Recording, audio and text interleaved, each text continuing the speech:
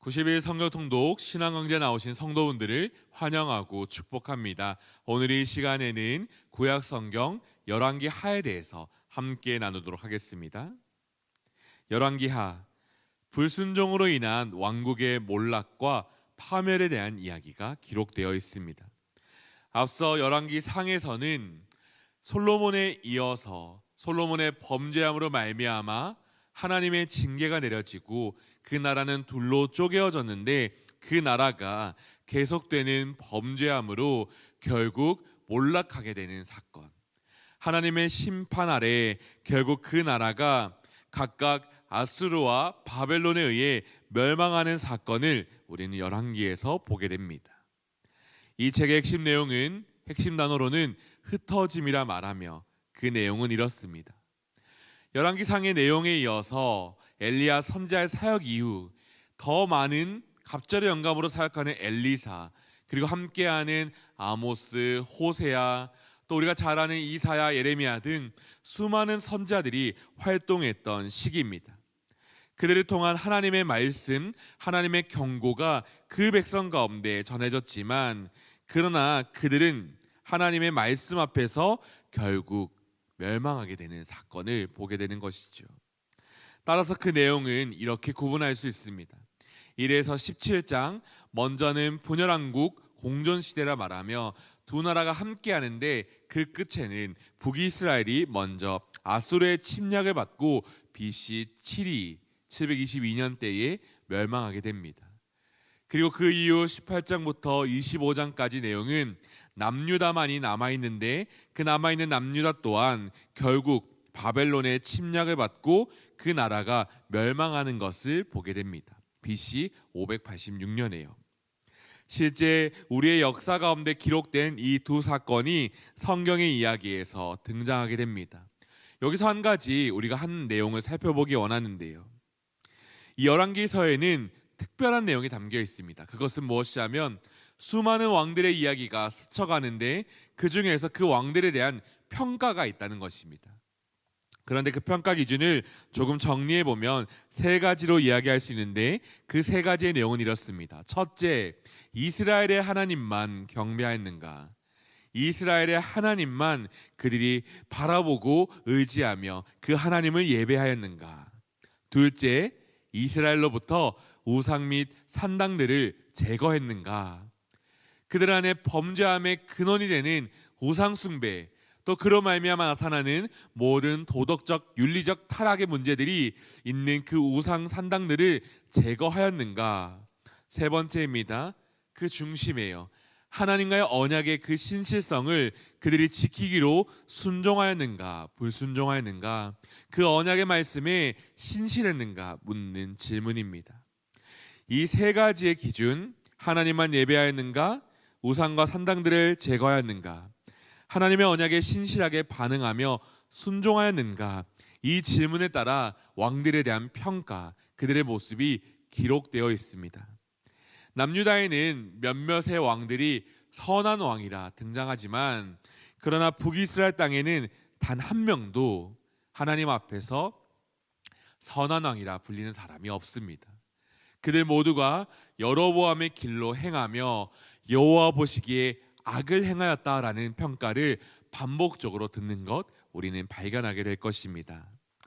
이것은 우리가 앞서서 보았던 다윗의 길, 여로보암의 길에 대한 이야기의 연장이기도 한데요. 좀 더 몇 가지의 내용을 오늘은 조금 간략하게 살펴보며 지나가 보겠습니다. 열왕기 하에 대한 내용은 이렇습니다. 먼저는 엘리야 선지자에 이어서 엘리사 선지자로 그 바통이 넘어가는 사건을 보게 됩니다. 이 내용 안에서는 엘리야가 하나님의 부르심을 받고 하늘로 승천하는 사건을 함께 보며, 그 이후 엘리사가 기도했던, 구했던 대로 갑절의 영감을 받으며 갑절의 은혜로 그 이스라엘 땅에서 하나님의 사역을 이어가는 사건 우리는 바라보게 됩니다. 2에서 8장이 그런 엘리사의 사역을 담고 있는데요. 저도 이번 기회에 통하여서 조금 눈에 담게 되었던 한 구절의 말씀이 있는데 이것은 제가 읽어드리겠습니다. 열왕기하 2장 21절에서 22절까지입니다. 좀 더 넓혀서 19절부터 제가 읽어드리겠습니다. 그 성읍 사람들이 엘리사에게 말하되 우리 주인께서 보시는 바와 같이 이 성읍의 위치는 좋으나 물이 나쁨으로 토산이 익지 못하고 떨어지나이다. 엘리사가 이르되 새 그릇에 소금을 담아 내게로 가져오라 하매 곧 가져온지라. 엘리사가 물 근원으로 나아가서 소금을 그 가운데에 던지며 이르되 여호와의 말씀이 내가 이 물을 고쳤으니 이로부터 다시는 죽음이나 열매 맺지 못함이 없을지니라 하셨느니라 하니 그 물이 엘리사가 한 말이 같이 고쳐져서 오늘에 이르렀더라. 이런 기록이 있더라고요.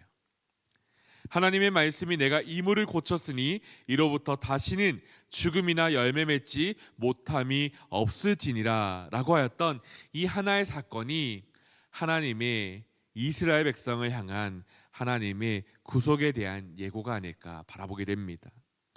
관련해서 이 내용을 두고서요, 훗날 역대하 13장 5절의 말씀을 한번 찾아보시면 좋을 텐데요, 하나님이 역대기 기록 속에서 소금 언약이라 불리며 그 다윗의 왕위를 지키시겠다, 영원히 함께 하시겠다 말씀하시는 그 기록이 또한 연결되는 듯합니다. 이렇듯 엘리사의 사역이요, 갑절의 영감, 갑절의 은혜로 이어지면서 그 이야기가 이어지는데, 이스라엘 나라를 영원히 다윗과 그의 자손에게 주신다는 하나님의 약속, 그 말씀이 있지만 그러나 그 뒷이야기는 이렇게 이어집니다. 앞서 엘리야를 통하여서 예고되었던 예후가 등장하며 그 예후를 통하여서 혁명이 벌어집니다. 그로 말미암아 오므리의 왕조의 대표였던 아합 왕과 그의 아내 이세벨 등 그 왕조가 몰락하는 것을 보게 됩니다. 8에서 12장의 내용에서요. 하나님의 말씀으로 시작된 그 아름다운 사건이 이 말씀 안에 등장하는데, 중요한 것은요, 그러나 그 예후의 폭력성, 그 예후의 모습이 계속되어서 그것은 반역의 불씨로 이어지고 결국 이 북이스라엘 땅에는 끊임없이 반역이 일으켜지고 또한 왕과 왕이 전쟁을 벌이며 그 왕조가 바뀌어가는 그런 역사를 우리는 이 예후의 역사 가운데에서 보게 됩니다. 또 한 가지인데요, 이 교재 54쪽 아래에서 두 번째를 보면 이런 내용이 있습니다. 예후가 이세벨과 오므리 왕조의 악행을 징벌하고 그들이 섬겼던 바알 신상을 파괴하는 도구로 쓰였다고 해서 그가 선한 왕이라는 것은 아닙니다. 그는 여전히 하나님 앞에서 금송아지를 섬기는 우상 숭배를 보여주고 있습니다. 이런 내용도 있음을 우리는 좀 참고하면 좋겠고요. 이 사건 이후 이 열왕기의 내용은 먼저 북왕국의 멸망으로 향합니다. 13장에서 17장의 내용인데요, 북왕국의 멸망이라 메모를 하면서 그 내용을 조금 보겠습니다. 엘리사의 사역이 끝나고 그가 죽은 이후에 그 북이스라엘 땅에는 누가 등장하냐면 여로보암 2세라는 왕이 세워지게 됩니다. 그런데요, 이 여로보암 2세는 이 북이스라엘 땅에서 가장 번영하였던 시기를 가졌던 왕으로서 나타납니다. 전성기로서 정치적, 경제적 여러 가지의 모든 면에서 가장 그 나라가 번영하고 번성하였다 말할 수 있는 시기인데요.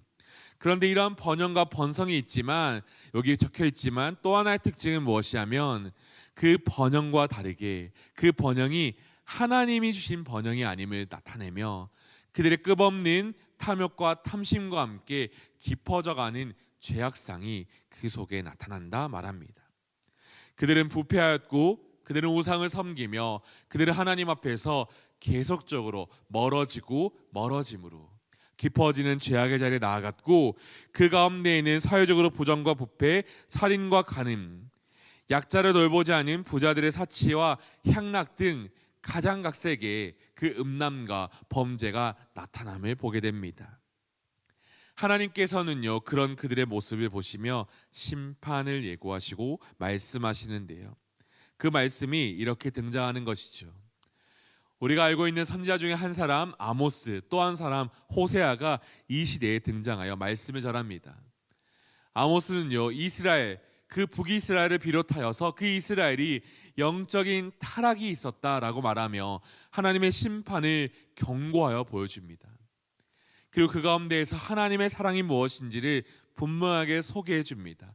또한 호세아는요, 하나님의 불붙는 사랑을 그 호세아 선지자를 통하여서 창기였던 그 고멜을 사랑하게 하시며 그 이야기를 이어가시는데요. 이스라엘이 영적인 음란에서 회개할 것을 촉구하시는 하나님의 모습, 하나님의 사랑의 이야기가 담겨 있음을 우리는 발견할 수 있습니다. 그런데 어떻습니까? 이와 같은 아모스, 호세아 등 선지자들의 활동이 있었으나 그러나 북이스라엘 땅은 하나님 앞에 회개하지 않고 더욱더 깊어져 가며 결국 그 끝으로 향해 가는 것을 보게 되죠.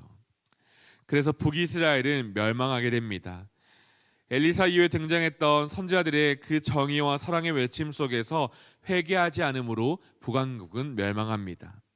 하나님이 보내셨던 아수르, 그 살마네세를 통하여서 그들은 멸망하게 되는 것, 우리는 말씀을 통해 바라보게 됩니다.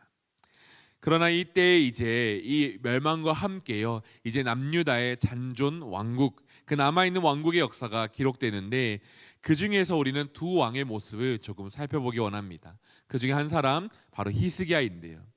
이 히스기야의 내용이 이제 18장에서 21장의 내용으로 이어져 갑니다. 이때에는 이사야 선지자 그리고 미가 선지자의 활동이 있었는데요. 대대적인 개혁이 나타납니다. 히스기야 왕은요, 하나님 앞에서 선한 왕이라 구분되어지며 그는 하나님 앞에서 이 하나님이 미워하셨던 것들을 이렇게 정리해 가는 거 보게 됩니다. 산당을 철폐하고 우상을 파괴하며 솔로몬의 잠언도 수집하고 또 하나님이 기뻐하시는 일을 향해 나아가는 행동들을 우리는 바라보지요. 그 중에 하나의 내용을 또한 볼 텐데요. 특별히요, 북이스라엘을 멸망시켰던 그 아수르가 이 남유다를 침략해 들어온 상황에서 히스기야는 하나를 선택해야 했습니다. 아수르에 항복해야 할까? 또는 그 나라 밑에 애굽에 도움을 청하며 그 애굽 나라를 의지해야 할까? 아니면 하나님만 바라보며 하나님께 도움을 구하며 하나님만 의지해야 할까? 이 히스기야 왕은요, 선택지가 있었는데요. 그런데 그의 선택은요, 하나님만 의뢰하기로 선택합니다. 하나님을 의지하기로 이스라엘이 본래 있어야 했던 그 자리를 선택하여 나가는데 그 가운데에 하나님은요, 살아계신 하나님께서 자기의 백성을 구원하시는 것을 이 역사 가운데 보여주십니다. 어떠한 사건인가요? 여호와의 사자가 밤에 압솔의 군사 18만 5천 명을 하루아침에 쳐서 송장이 되게 함으로 눈앞에 보였던 두려움의 대상이었던 그 아수르의 군대를 하나님이 물려쳐 주심으로 구원하시는 사건이 열왕기하 19장에 등장하는 것이죠. 우리가 주목해 볼 만한 기사입니다. 히스기야 왕 다음에요, 므낫세, 아몬 등 매와 칸 왕들이 계속해서 등장하는데 그 이후 또 한 사람의 왕이 다음과 같이 등장합니다. 그 왕의 이름은 요시야입니다. 요시야 활동 시기에는 예레미야, 나훔, 하박국, 스바냐 등 여러 선지자들이 활동했던 시기입니다. 요시야 왕은요, 또 한 번의 종교개혁 사건을 보여줍니다. 이 종교개혁을 통하여서 그 성전을 수복하는데요. 앞서 그들의 할아버지, 아버지의 이 왕들이요, 그 성전을 철폐하고 성전문을 막고 도리어 우상을 섬겼거든요. 그런데 요시야는 왕이 된 이후 그 성전을 회복시키고자 제사장들을 세우고 레위인들을 소집하며 이 성전을 깨끗하게 청소해 가는 가운데 그 성전을 보수하는 가운데 하나를 발견합니다. 한 율법책을 발견한다고 하는데 그 율법책을 보고 들으면서 그 하나님의 말씀이 그 나라에 임하는 것을 경험하게 되지요. 하나님의 징계가, 하나님의 심판이 지금 자신들 앞에 얼마나 가까이 있는지를 보며 하나님 앞에 회개하며 회개 운동을 펼치는데 그것이 바로 요시야의 종교개혁입니다. 그래서 이 왕을 두고서 하나의 평가가 있는데 그것은 무엇이냐면 전에도 후에도 그와 같은 자가 없었더라와 같은 그런 평가를 그 왕이 받게 됩니다. 하나님 앞에서 선한 왕이라 불렸던 이 요시야의 종교개혁 사건. 하지만 하나님 앞에서 이 남유다 또한 그 멸망의 세고를 피해갈 수 없는데요. 훗날 남유다는 결국 하나님의 심판으로 말미암아 멸망하게 됩니다. 하나님의 심판, 하나님에 대한 멸망. 그래서 이 끝에는요, 이 열왕기의 끝에서는요, 한 가지의 질문이 생깁니다. 과연 이스라엘과 하나님이 다윗과 약속하였던 그 다윗의 왕위를 지키신다, 영원히 세우시겠다 말씀하셨던 것은 과연 어떻게 되었는가? 이스라엘과 다윗의 가문은 과연 버림받았는가라는 질문이 나타나는데요. 그런데 이 가운데에서 하나님은 몇 가지의 힌트들을 우리에게 남겨주십니다. 그 여러 힌트 중에 하나는 선지자의 말씀들을 통하여 오실 메시아, 그 메시아를 통한 구원의 역사가 예고되고요. 그리고 그뿐 아니라 또 한 가지, 이 한 가지를 볼 텐데 그것은요, 이 말씀입니다. 여호야긴의 석방에 대한, 이 여호야긴의 말년에 대한 기사입니다. 25장 27에 30절 열왕기하 맨 끝에 기록된 짧은 기사인데요. 이 기사는 무엇이 하면 하나님께서 이 나라를 멸망시키시고 계시지만 그러나 다윗의 가문은 지키시고 계신다. 하나님께서 다윗의 가문, 그 약속하셨던 그 왕위는 하나님이 붙잡고 기억하고 계신다라고 이야기를 합니다. 우리 잠깐 동안 열왕기하에 대한 내용들을 살펴보았는데요. 앞서 보았지만 가장 큰 특징은 이것입니다. 이스라엘이 하나님만 경배하였는가? 이스라엘로부터 우상과 산당들을 제거하였는가? 이것은 결국 하나님의 언약에 대하여서 그들은 순종하였는가? 불순종하였는가? 순종함으로 그 축복을 누리는가? 불순종함으로 그 저주와 징계, 심판을 받는가? 우리는 이 열왕기의 이야기가 어디를 향해 가는지 바라보게 됩니다.